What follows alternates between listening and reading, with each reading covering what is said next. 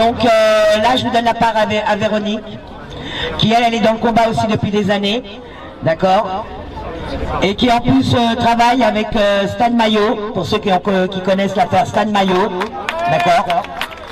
Et elle a justement, Stan Maillot a tenu à nous écrire un courrier, et c'est Véronique qui va vous le lire. Ok, voilà. Bonjour à tous. Viens à côté du panneau. Voilà, donc moi... Viens à côté du panneau. Ah oui, voilà, il y a le panneau. Donc moi, je suis présidente de l'association Organisation Jeannette et Stan, deux lanceurs d'alerte de longue date, puisque ça fait plus de 15 ans que tout ce qu'a dit Morad, et ben voilà, Stan essayait d'éveiller les consciences déjà à cette époque-là. Sinon, moi je suis une maman qui n'a pas revu, j'ai pas réussi à les protéger, je n'ai pas revu mes enfants depuis 17 ans. Voilà, donc placement inversé, vous déposez une plainte, classement sans suite, psychiatrie, très dangereuse pour les enfants, sauf les enfants des autres, puisque je suis enseignante. Voilà. Et donc au début on ne comprend pas bien pourquoi ils vous laissent votre métier, parce que... Et en fait si, c'est simple, c'est que vous avez des pensions alimentaires gigantesques à payer, vous avez... Tout le monde vous tombe dessus, ce qui vient que de 2003 à 2009, bah, vous risquez de devenir SDF. Voilà.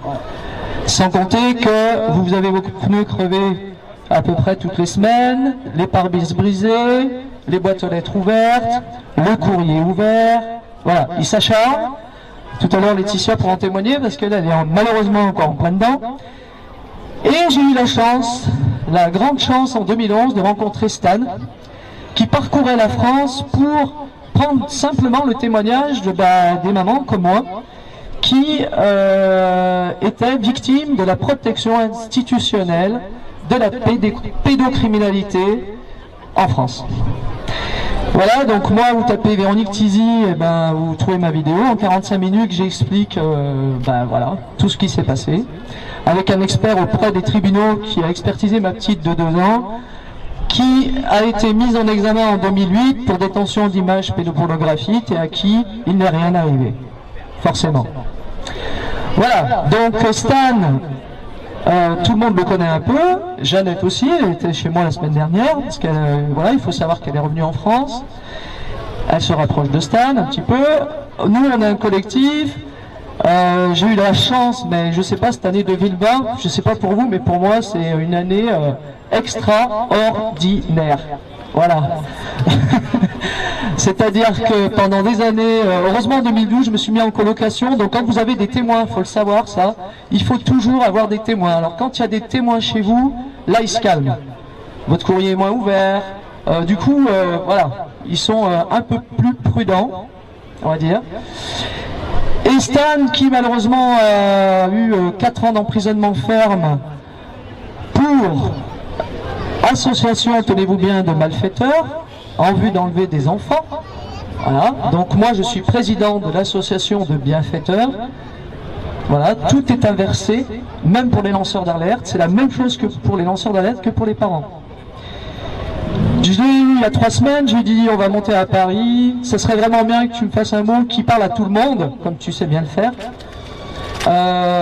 J'ai l'adresse mail de plein de gens, il a écrit un PDF il y a déjà 12 ans de ça, puisque lui, qui dit exactement ce que vient de dire Morad, hein, voilà, c'est répétition, mais ça dure quand même depuis un certain nombre d'années tout ça. Et en 2003, il n'y a pas de réseau. Voilà, vous êtes tout seul et vous vous dites mais qu'est-ce que c'est, où je vis, dans quel pays je vis. Voilà, donc l'instruction civique, moi, il ne faut plus compter sur moi pour l'enseigner à mes élèves. Voilà, c'est pas possible. Il y a des choses qui sont plus possibles de dire aux jeunes. Voilà, parce que eux, ils savent que vous mentez. Vous inquiétez pas, ils savent. Voilà, donc chers amis, mettre en lumière le protocole des IRN, les ignobles en robe noire. Magistrats et avocats, les acteurs de nos institutions, instrumentalisés pour protéger les réseaux pédocriminels et donc écraser les victimes directes, les enfants, ainsi que leurs parents et tout adulte protecteur ou lanceur d'alerte. C'est plus que nécessaire, c'est même notre devoir, que de mettre en lumière tous ces réseaux. L'utilité de votre démarche aujourd'hui est bien d'enfoncer le clou sur le caractère généralisé de ces crapuleries institutionnelles et donc d'alerter une fois encore la collectivité.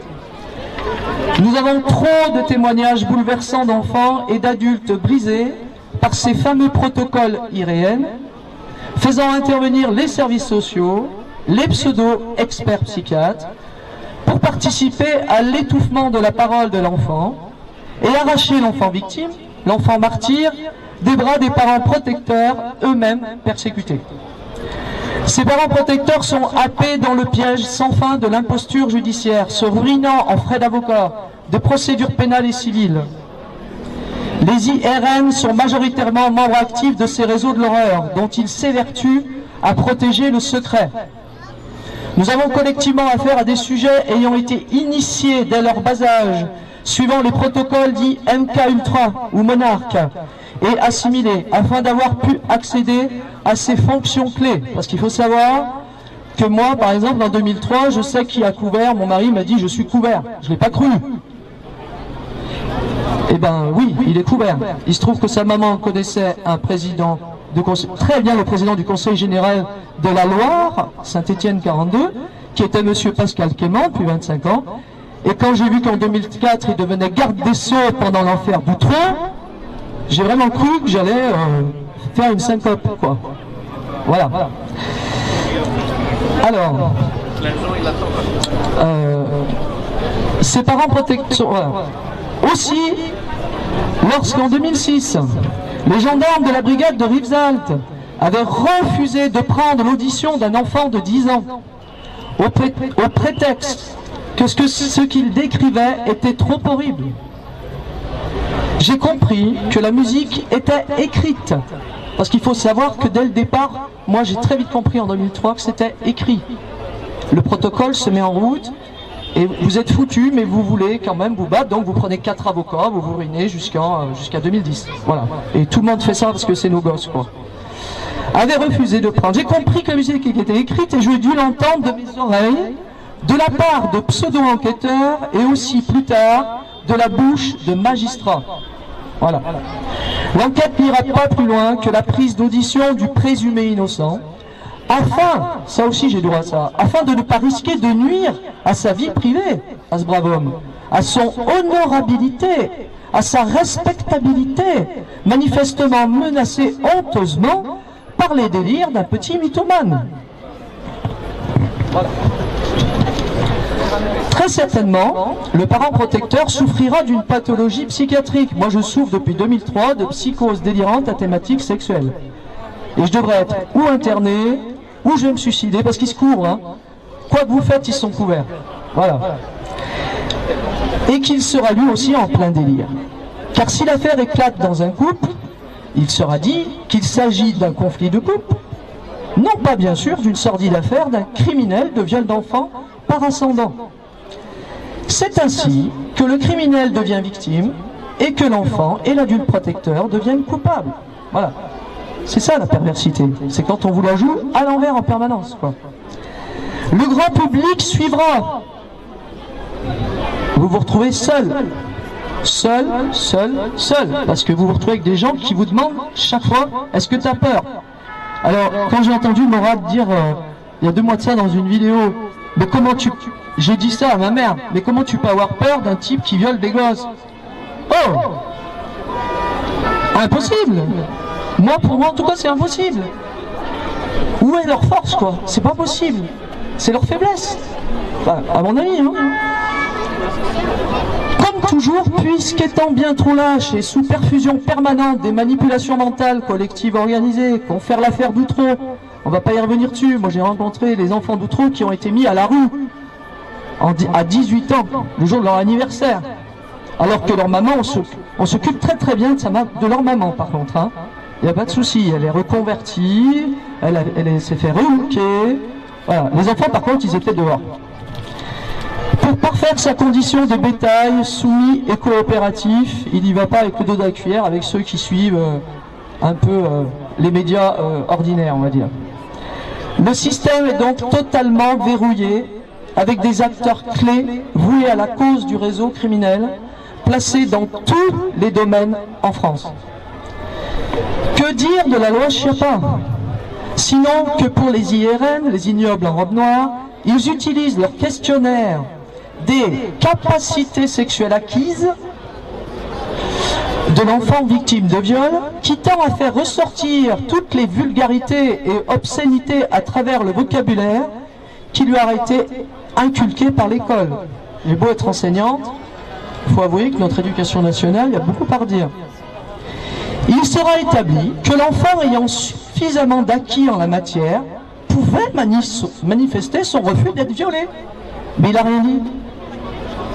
Et que donc, s'il ne l'a pas fait, il faudrait donc en conclure qu'il était consentant. Voilà, ça c'est le summum du summum. Et si il n'a rien dit, mais c'est vous les parents qui ne l'avez pas assez éduqué à la sexualité, c'est de votre faute en fait. Alors je vous conseille de suivre Muriel Salmona, qui est active sur Radio, qui est une psychiatre qui explique très bien ce que c'est que l'état de sidération. L'état de sidération qui fait que ni vous parlez, votre cerveau déconnecte, parce que ce que vous vivez c'est tellement horrible. Voilà, ça s'explique très très bien en psychiatrie.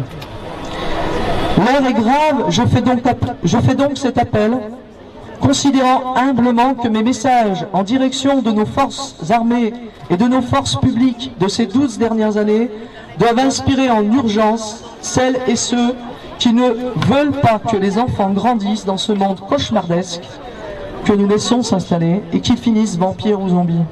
Merci à tous d'être là. Voilà, merci à vous. Merci.